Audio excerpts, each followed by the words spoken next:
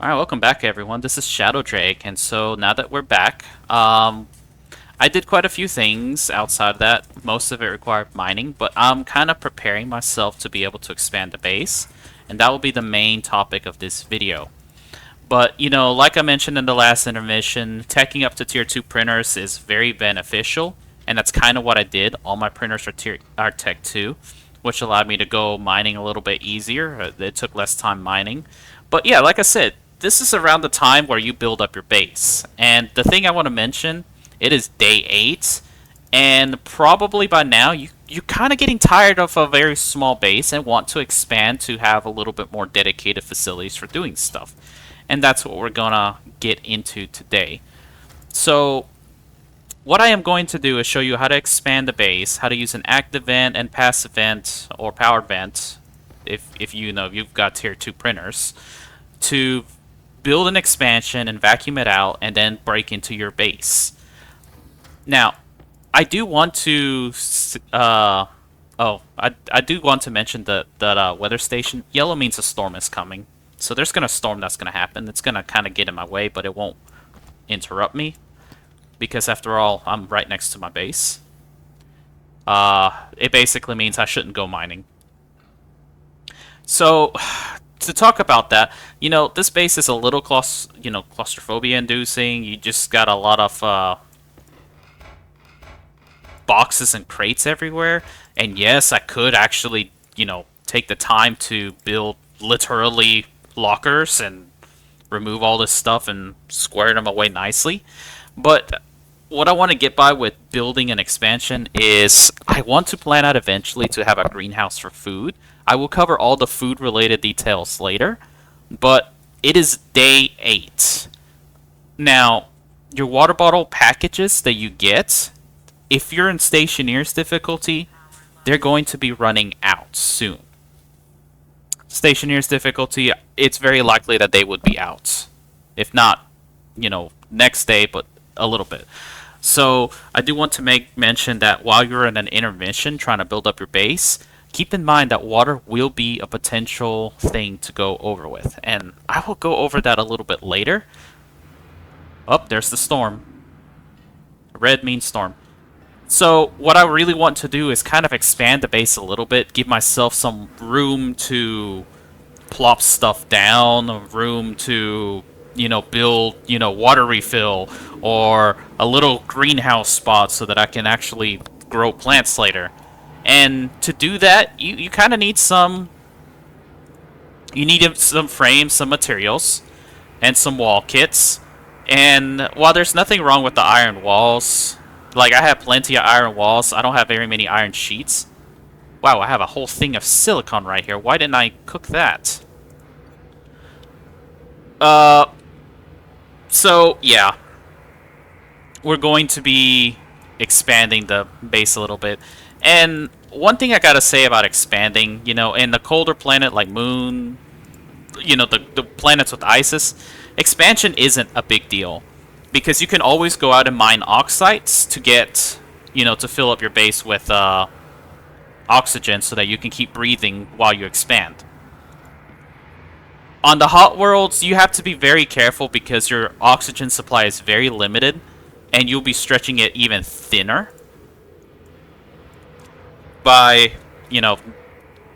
potentially expanding the base more. Yeah.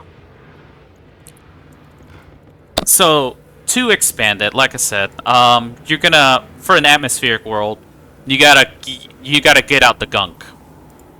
So, you gotta enclose your new area, you gotta vacuum it out with an active vent, passive vent combo. And if you've taken the time to actually, tech up your printers, you can have, you will have hopefully unlocked the power vent, and that will be helpful for vacuuming it out faster. And I believe I need some pipes before I can build that up, so let's just build a few of those.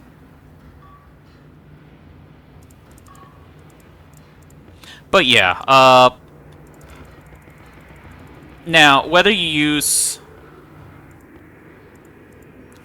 steel frames versus iron frames, it's up to you. it's a little bit cheaper on the iron to use steel frames. And that is because steel frames,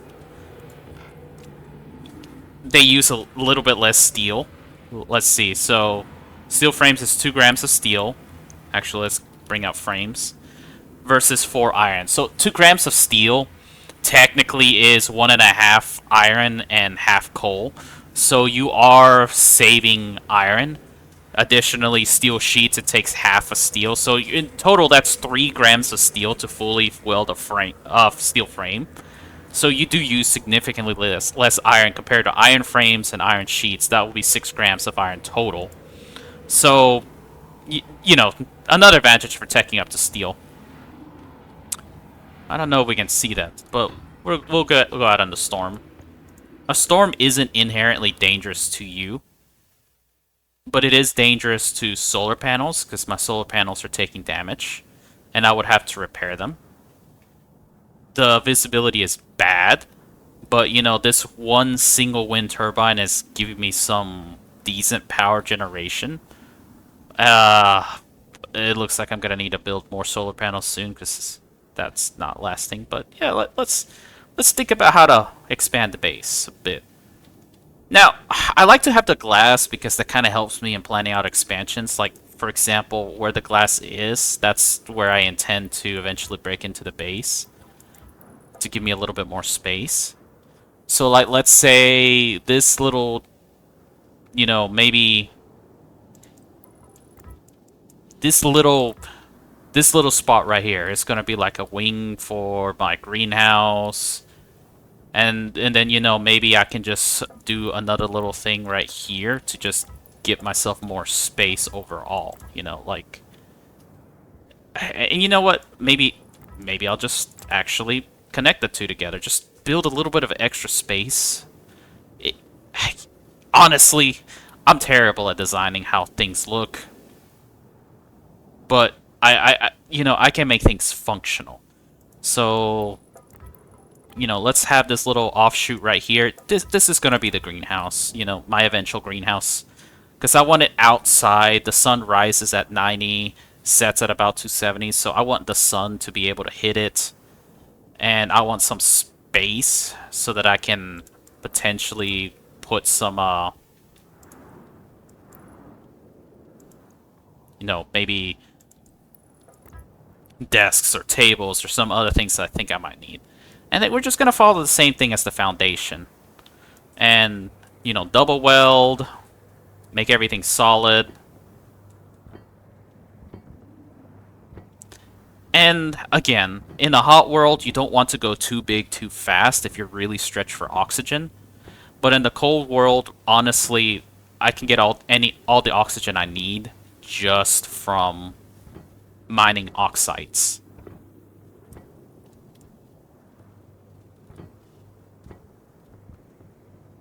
I apologize that I am working in this storm.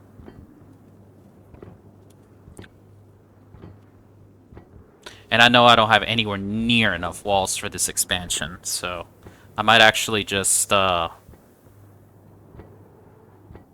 back inside and build more of them out. But, you know, for example, for this little greenhouse spot, I want to use windows. So windows here.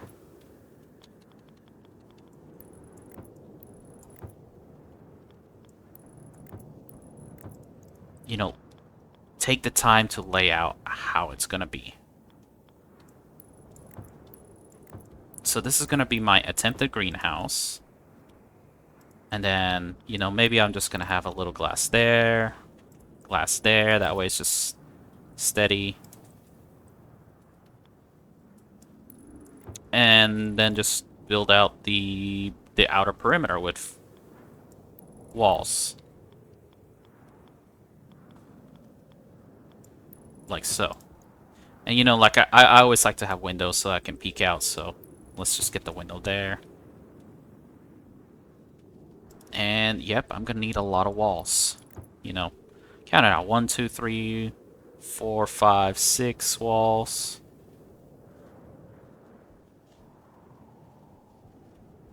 And then plus, I put 20 frames down, so that's another 20 ceiling tiles. So, let's start that.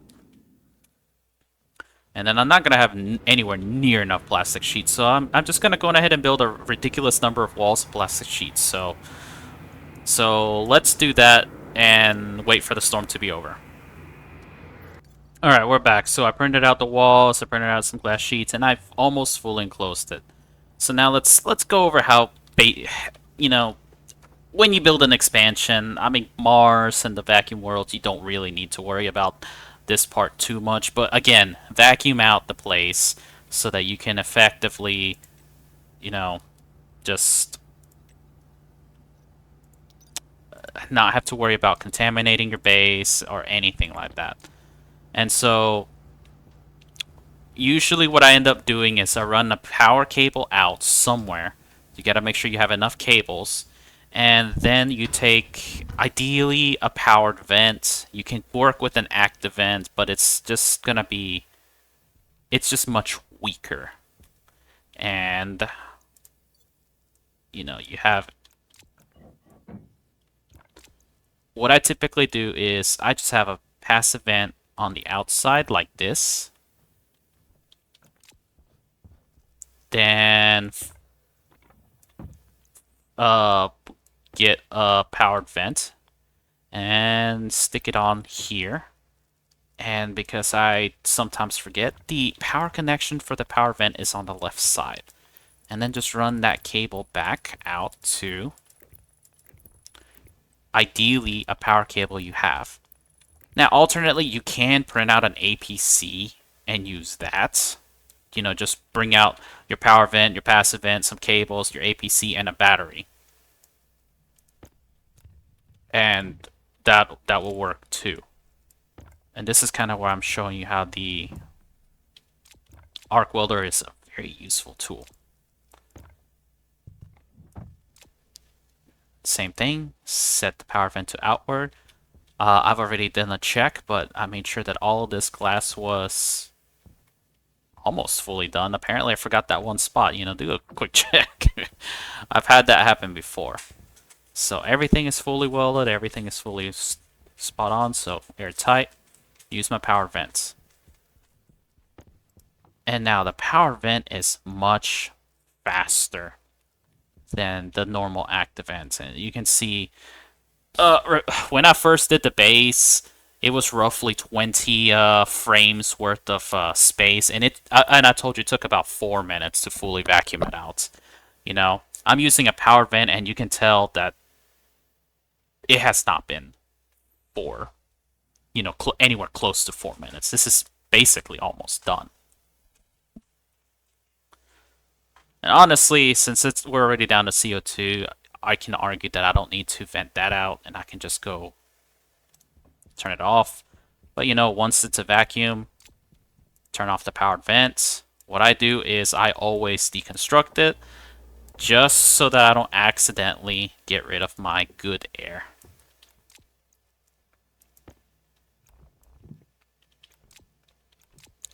So all of this is deconstructed. I can remove this cable.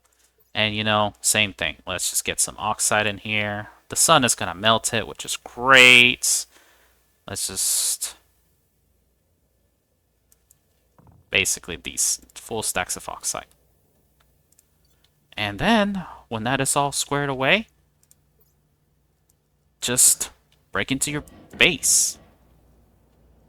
That's what that's for.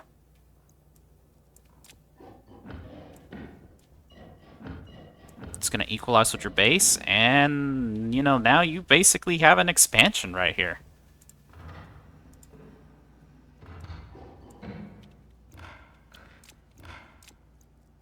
Then I can remove these old walls. And look at that.